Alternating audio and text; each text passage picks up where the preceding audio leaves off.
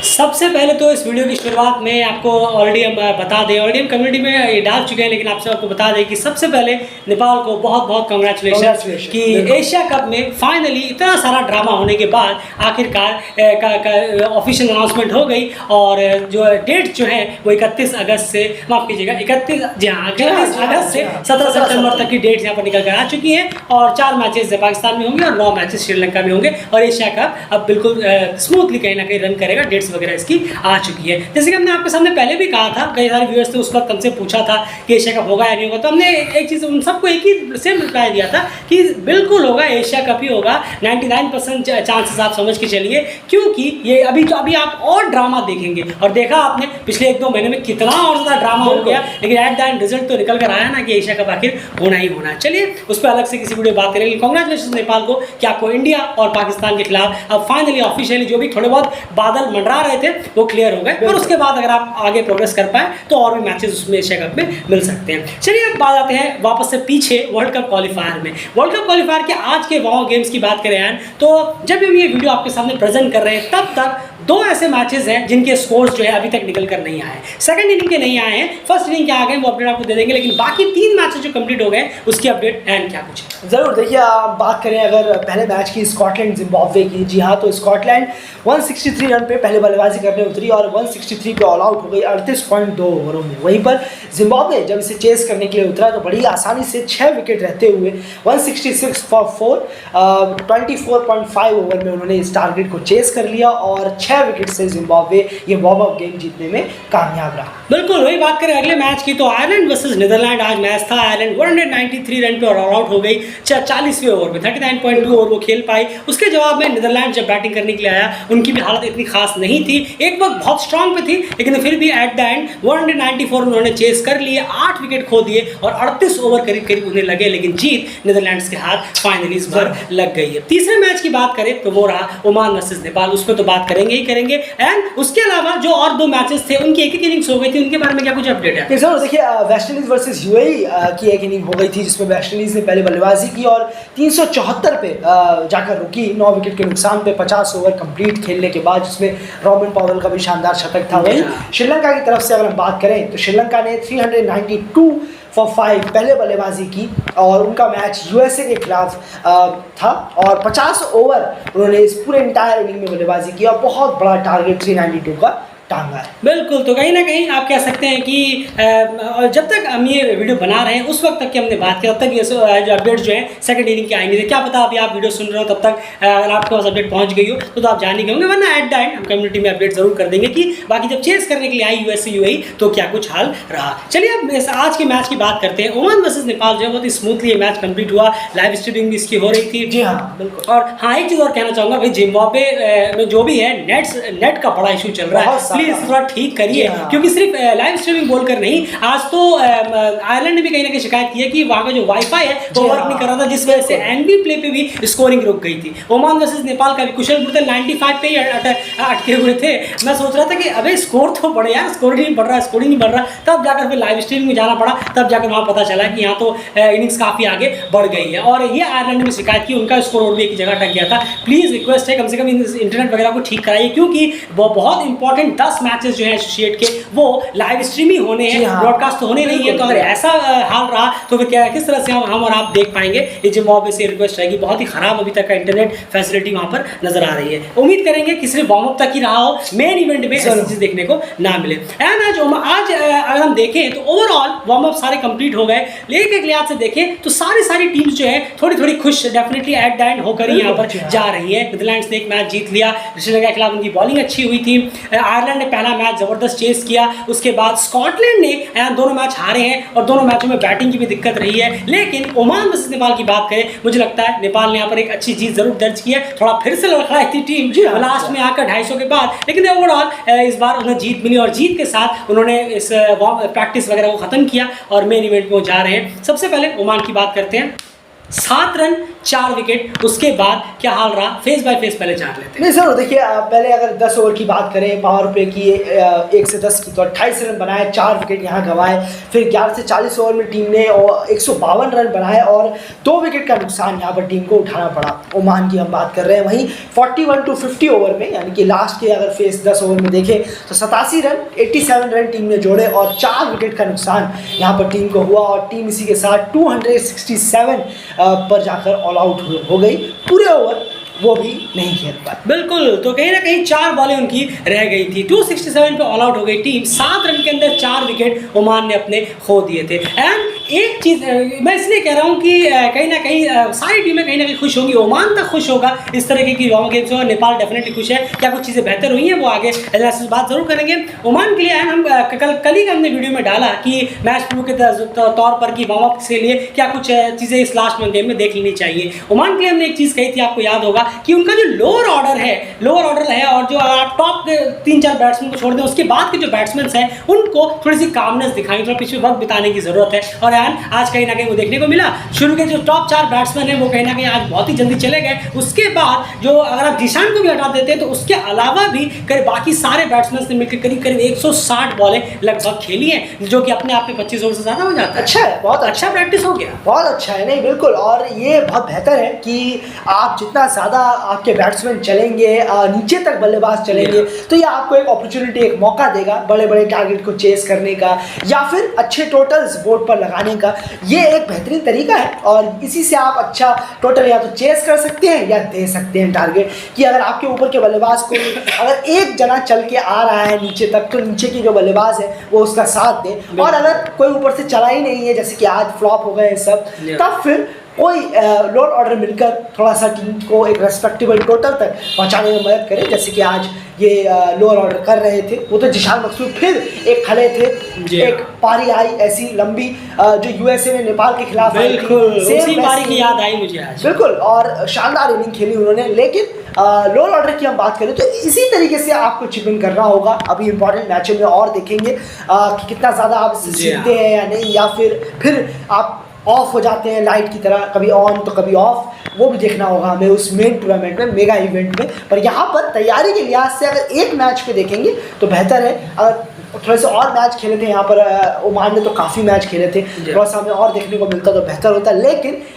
देर आए दुरुस्त आए, कम से कम आए जरूर। ये साथ अगर आप मेगा इवेंट में भी देंगे तो बहुत अच्छा हो। बिल्कुल, ये हम इसीलिए भी कह रहे हैं क्योंकि डॉल्फिन्स के खिलाफ जो 5 मैच वहां पर खेले थे वहां पर भी लोअर ऑर्डर का परफॉर्मेंस इतना खासा रहा नहीं था। उसके बाद पहला मैच था, वहां पर भी लोअर ऑर्डर में अयान खान के अलावा जो बाकी प्लेयर्स हैं उन्होंने कुछ खास परफॉर्मेंस दी नहीं थी। उसके बाद तो जिशान के माइंड में और क्या ओमान के माइंड में ये चीज़ चल रही होगी, यार लोअर ऑर्डर थोड़ा सा डावाडोल चल रहा है, इस पर अगर थोड़ा बहुत एक क्वेश्चन मार्क जा रहा था। लेकिन आज जो है उनके लोअर ऑर्डर में स्कोर किए, पिच में वक्त भी बिताया और रन भी कहीं ना कहीं निकाले, तो कहीं ना कहीं थोड़ा बहुत राहत जरूर मिला होगा। इसलिए हम कह रहे हैं कि कहीं ना कहीं सभी टीम्स को जो है वो खुशी हो गई। चलिए एट द एंड थोड़ा बहुत स्कोर जो है जिशान मकसूद को हटा के भी लगभग 150 बॉलें जो है बाकी लास्ट के जो 5 बैट्समैन ने खेली हैं 150 के करीब, तो वो भी अपने आप में एक प्लस पॉइंट के तौर पर ओमान से देख सकता है। एंड जिशान की 109 रन की बेहतरीन इनिंग आई है, 7 रन पे 4 विकेट। हैरानी बिल्कुल भी नहीं हुई, हैरानी बिल्कुल भी नहीं हुई, क्योंकि Zeeshan Maqsood one of the greatest allrounder है वाइड बॉल में। अगर बिल्कुल कोई धरा नहीं पूरे अगर वर्ल्ड वाइड में अगर आप देखेंगे तो आराम से टॉप 5 में आएंगे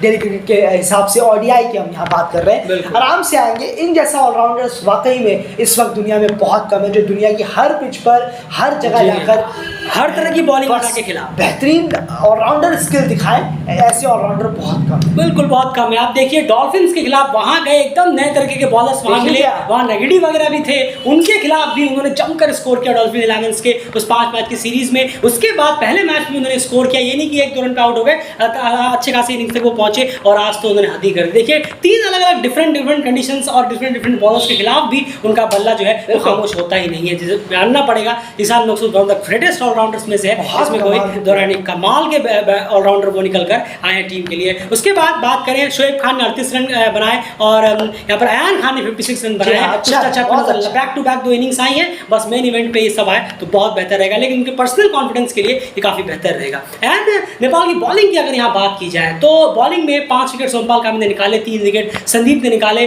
और शुरू में 7 रन पे 4 विकेट टीम ने निकाल लिए थे ओमान के। उसके बाद बॉलिंग को आप किस तरह से देख रहे हैं? जरूर। देखिए आप इसे इतनी अच्छी तो नहीं कहेंगे, 7 पे 4 से फिर टीम पहुंच गई, 260 रन टीम ने खाए, तो आप इसे इतना बेटर नहीं कहेंगे। टीम ने जमने का मौका दिया और स्पिनर्स आए, संदीप को भी आप देखें 66 रन दिए हैं उन्होंने। अगर आप उनके ओवरऑल स्पेल को देखेंगे तो 3 विकेट उन्होंने भी निकाले हैं, 66 रन भी दिए, लेकिन जब पार्टनरशिप बिल्डअप हो रही है तब वहाँ पर कोई भी काम नहीं आया। वहाँ पर फिर से जिशान मकसूद ने एक पार्टनरशिप करके दी, बॉलिंग बहुत अच्छी कराई, सुमपाल काबी ने भी 5 रन लिया है, संदीप ने भी लिया है, करण केसी ने भी बहुत रेस्ट्रिक्ट बॉलिंग कराई है, प्रतीश जीसी ने भी आई थिंक 5 ओवर में 18 रन उन्होंने दिए, 1 विकेट उनके नाम भी गया, काफ़ी बेटर बॉलिंग हुई है।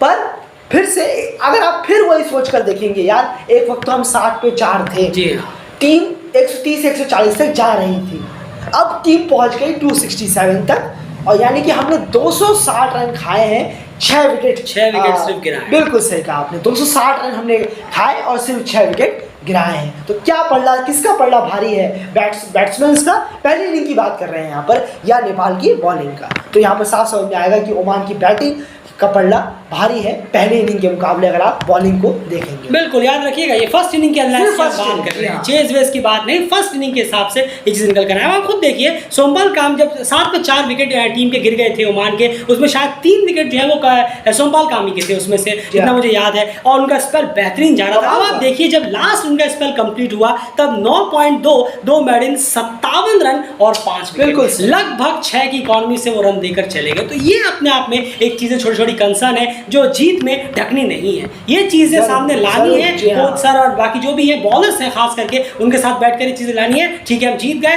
थैंक्स टू बैट्समैन, क्योंकि बॉलर्स ने एक वक्त पे लुटिया डुबा दी थी, 7 पे 4 के बाद 267 पहुंच गए थे।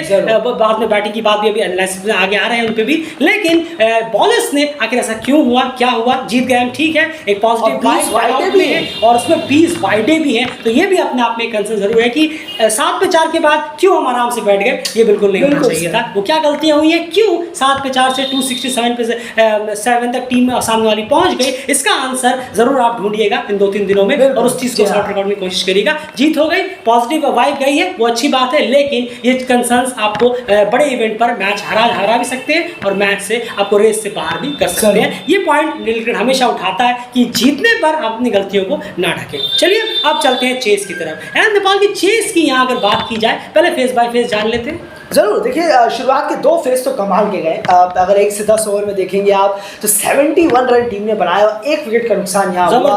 वहीं पर आप 11 से 40 ओवर में देखेंगे तो टीम ने 167 रन बनाया और 3 विकेट का नुकसान यहाँ पर टीम को हुआ है। और वहीं पर आखिरी के अगर आप फेस में आएंगे 45वें ओवर में नेपाल ने चेस कर लिया इस टारगेट को और 36 रन 41 से 45 ओवर के बीच 36 रन बनाए और 4 विकेट का नुकसान यहाँ पर टीम को हुआ है। बिल्कुल, तो यहाँ पर एक वापस से छोटा सा मिनी कोलैप्स का कोलैप्स आप कह सकते हैं। 250 तक बहुत सही, सब कुछ सही जा रहा था, उसके बाद जो है एक कहीं ना कहीं कोलैप्स आया और जो टीम देखते ही देखते टीम के 8 विकेट गिर गए। उसके बाद संदीप ने आकर एक छक्का लगाकर जो है मैच को कंप्लीट किया, जो एक फॉर्मेलिटी भर रह गया था। चलिए ये तो बात हो गई कि कितने रन से और कैसे करके टीम जीती। अब यहाँ पर बात करते हैं बैटिंग की। कुशल और आसिफ वापस यहाँ पर ओपनिंग करने के लिए और आज भी एक अच्छी शुरुआत मिली, बहुत ये बैक टू बैक 2 गेम्स में अच्छी शुरुआत मिली है। बस एक चीज यहाँ पर हम जरूर चाहेंगे, कुशल बुरतल की काफी अच्छी इनिंग आई है आज भी। पिछले मैच में उन्होंने एक अच्छी इनिंग्स खेली थी, उसके बाद वो आउट हो गए थे, इनिंग को बड़ी नहीं कर पाए। इस बार वो इनिंग को बड़ी लेकर गए। बस एक रिक्वेस्ट करेंगे, इस प्रैक्टिस गेम को याद जरूर रखिएगा, जरूर ये याद जरूर रखिएगा। बस यही रिक्वेस्ट है कि ये नहीं कि आप मेन इवेंट पे गए, आपने फिर से वही गलती कर दी कि बाहर जाती हुई गेंद पर आप ज्यादा छेड़ने चले गए और ऐसे देकर अपना विकेट गवा बैठे। ये होना पूरा का पूरा जो आपने इतनी मेहनत की है इन 2 गेम्स में,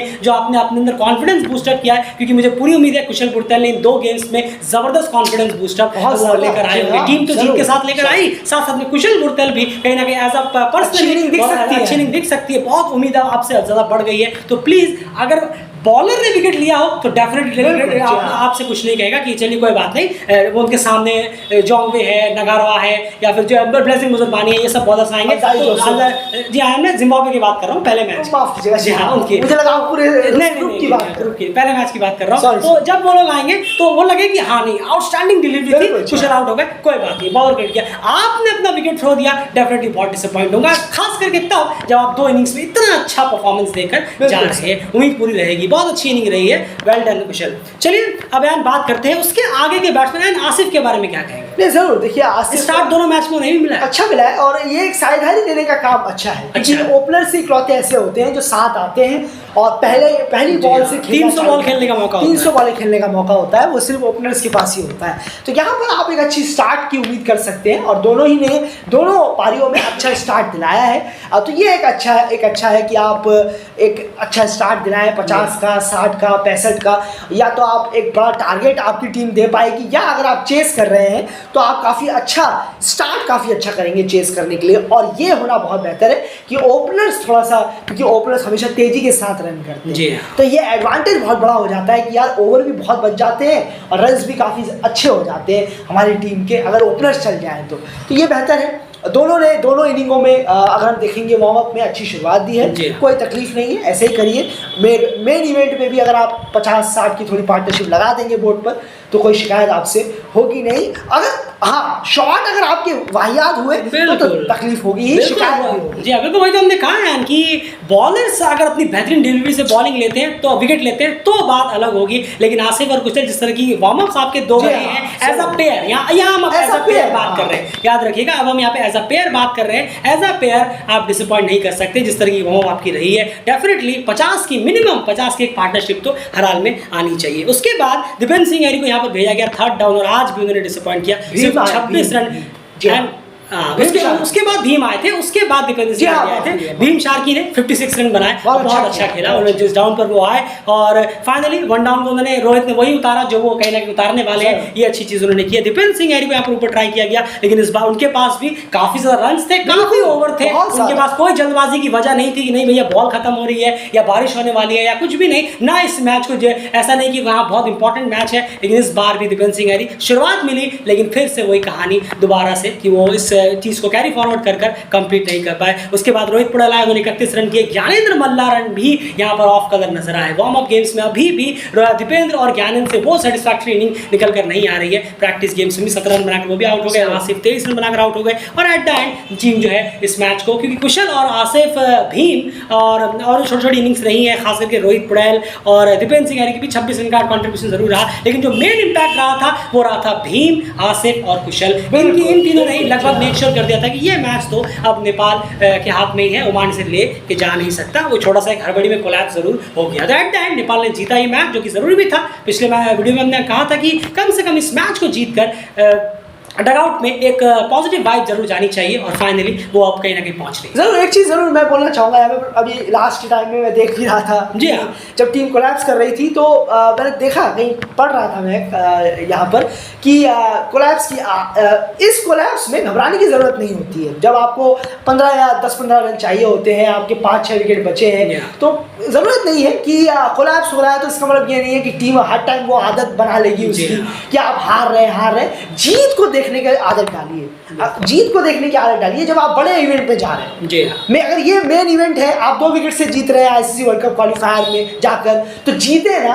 अब ये तो लेके नहीं बैठे रहेंगे कि 5 रन पर 6 विकेट गिर गए थे हमारे, लास्ट में क्या रिजल्ट निकला, हम जीत गए। मैं उसकी बात कर रहा हूँ, क्वालिफायर इवेंट की। अभी आप एशिया रीजनल का फाइनल खेलने के लिए जाएंगे T20 वर्ल्ड कप के लिए 2024 के लिए, वहां पर आपने 10 रन के अंदर 8 विकेट गिरा दिए, लेकिन फिर भी आप जीत गए जाकर मैच, तो कोई फर्क नहीं है, हम जीत गए। उस बड़े बड़े इवेंट की, बड़े बड़े इवेंट में सिर्फ जीत मैटर करता है, कैसे जीते हो वो मैटर नहीं करता। बिल्कुल सही। तो ये छोटी छोटी बातों पर इसको लेकर बैठ जाना कि 4 विकेट गिर गए थे, 5 विकेट गिर गए थे, क्या होगा, ये होगा, कोई जरूरत नहीं है। मेन इवेंट पर आकर, आईसीसी इवेंट पर आकर भाई हमें जीत चाहिए, चाहे एक छक्के से जीत मिले, चाहे एक विकेट से जीत। बिल्कुल सही कहा आपने। और ये वार्म अप से प्रैक्टिस गेम्स थे, यहाँ पर ये सब चीजें हो सकती है, लेकिन मेन इवेंट में आप गए हैं, आप एक विकेट से जीते, एक बॉल में जीते, लास्ट बॉल में जीते, सुपर ओवर में जीते, किसी में भी जीते। खैर ओडीआई सुपर ओवर नहीं है, लेकिन किसी में भी जीते, जीत आपको मिलनी चाहिए। खैर तो फिलहाल इस एनालिसिस में इतना ही, तो कांग्रेचुलेशन। बॉलिंग का बस थोड़ा, जी हाँ बिल्कुल सही कहा आपने, बॉलिंग की बात यहाँ पर मिस हो गई। बॉलिंग बहुत इंपॉर्टेंट है, एंड बॉलिंग कार्ड के बारे में आप क्या कहेंगे, किस तरीके की बॉलिंग यहाँ पर ओमान की रही है? एक्सपेक्टेशंस जिनसे नहीं थी वो उसी पे खड़े उतरे। नहीं जरूर, देखिए जिशान मकसूद का बॉलिंग से शायद थोड़ा सा 7 ओवर में 27 रन उन्होंने दिए, विकेट नहीं निकाला है उन्होंने, तो इस वजह से शायद ओमान कहीं पिछड़ता हुआ नजर आया है। जय उडेद्रा फिर एज यूजुअल उन्होंने विकेट नहीं निकाले। जैसे हमने आपके सामने कहा भी था, लीड तो भाई वही करते हैं, बस अगर जिशान नहीं चले तो फिर मार्केट खराब है स्पिन में। बिल्कुल सही कहा आपने, पेसर्स को नेपाल ने बहुत अच्छा खेला है, बहुत अच्छा खेला है। फयाज भट्ट की 66 रन दिए, बहुत खर्चीले, बिलाल खान को विकेट के लिए तरसाए रखा, कलीमुल्ला ने एक विकेट लिया, बहुत बेहतरीन काम किया नेपाल ने पेसर्स के खिलाफ। लेकिन स्पिनर में आकिब इलियास को 4 विकेट मिले, और लेकिन अगर जिशान मकसूद थोड़ा सा और इफेक्टिव होते, जो कि नेपाल ने उन्हें कार्ड नहीं खेला, इतनी हड़बड़ी नहीं दिखाई उनको खेलते हुए, जो कि अच्छा था। लेकिन जिशान मकसूद की तरफ से अगर उन्हें 1-2 विकेट मिल जाता तो ये गेम जरूर घूम जाता है। बिल्कुल, तो चलिए ये फिलहाल इस एनालिसिस में इतना ही, यही कुछ था इसमें बात करने के लिए। और कहीं ना कहीं अब सारे गेम्स खत्म हो गए, वार्म्स खत्म हो गए, अब बारी है मेन इवेंट की, और सारी टीम्स ने जो अपनी प्रिपरेशन जितनी करनी थी कर ली, जितनी वार्म अप पे खेलना था खेल चुके। फिलहाल इस वीडियो में इतना ही, उम्मीद है कि आपको ये एनालिसिस पसंद आया होगा। बने रहिए डेली चैनल के साथ, और बहुत सारे अपडेट्स हैं जो आपने शायद मिस आउट कर दी होंगी, एक बार कम्युनिटी में जाकर जरूर चेक करिए। एशिएट की सारी अपडेट्स हैं, एशिएट प्लेयर ऑफ द वीक भी हमने अनाउंस कर दिया है, जाकर एक बार जरूर से जरूर देखिए। वापस से नेपाल को कांग्रेचुलेशंस एशिया कप के लिए कि एशिया कप की फाइनली सारे बादल हट गए और आप आ रहे हैं इंडिया और पाकिस्तान के खिलाफ खेलने के लिए, जो मैचेस होने हैं एक पाकिस्तान में और एक श्रीलंका में। फिलहाल इस वीडियो में इतना ही, बाय।